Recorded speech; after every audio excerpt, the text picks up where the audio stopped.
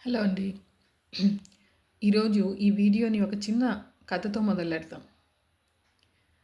రమేష్ అనే కుర్రాడు అందరిలాగే పాండమిక్‌లో ఆన్‌లైన్ క్లాసెస్ అటెండ్ చేసేవాడు.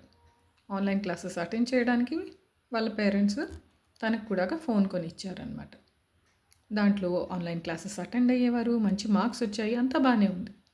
కానీ కొద్ది రోజులకి అతనికి అదొక వ్యసనం అంటే అడిక్షన్ లాగా అయిపోయింది. ఎంతసేపు ఫోన్ కావాలి, అందులో గేమ్స్ ఆడాలి లేదా రీల్స్ చూడాలి. అలా అలా అతను ఫోన్‌కి బానిసైపోయాడు. కొద్ది రోజులకి కోపం ఎక్కువైపోయింది. చదువు పాడైంది.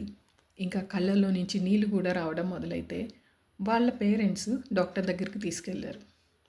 ఇదంతా ఫోన్ వల్ల అవుతుంది అని డాక్టర్ కొన్ని మందులు రాసిచ్చి ఫోన్ యూజ్ చేయడం తగ్గించాలి అని చెప్పేశాడు.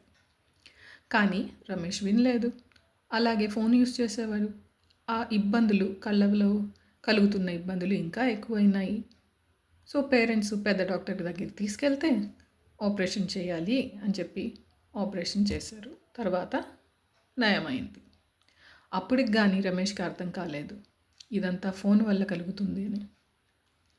సో తల్లిదండ్రులందరికీ మేము చెప్పేది ఏంటంటే పిల్లలు ఏం చేస్తున్నారు, ఎంత ఫోన్ యూస్ చేస్తున్నారు అనే దాని మీద మనం కొంచెం కంట్రోల్ చేద్దాం. ఎందుకంటే ఫోన్ ద్వారా కానీ ఈ సోషల్ మీడియా ద్వారా కానీ మనకు లాభాలు ఎంతైతే ఉన్నాయో అంతే నష్టాలు కూడా ఉన్నాయి. కనుక దీన్ని ఎలా కరెక్ట్గా యూస్ చేయాలి అనేది మనం తెలుసుకుందాం. దాన్నే మనం డిజిటల్ ట్రూత్స్ అంటున్నాం. సో ఒకసారి సోషల్ మీడియా మీద ఏదైనా పోస్టింగ్ కానీ ఫొటోస్ కానీ పెడతాం. వెంటనే నచ్చక డిలీట్ చేసేస్తాం. కానీ అవి ఎప్పటికీ అలాగే ఉంటాయి ఆన్లైన్లో. మీరు ఎప్పుడైనా దాన్ని అంటే ఇప్పటి కాదు కొన్ని సంవత్సరాల తర్వాత కూడా దాన్ని మీరు చూడొచ్చు. ఏం చేశారు ఏంటి అనేది కనుక్కోవాలంటే దానికి కూడా ఉన్నాయి. సో ఎప్పుడైతే మనం ఒకసారి ఏదైనా పెడతామో అది ఆన్లైన్లో పర్మనెంట్గా ఉండిపోతుంది. అందుకే దీనికోసం మనం ఎక్కువగా అవగాహన పెంచుకొని తీసుకోవాల్సిన జాగ్రత్తలు తీసుకుంటూ ముందుకెళ్దాం.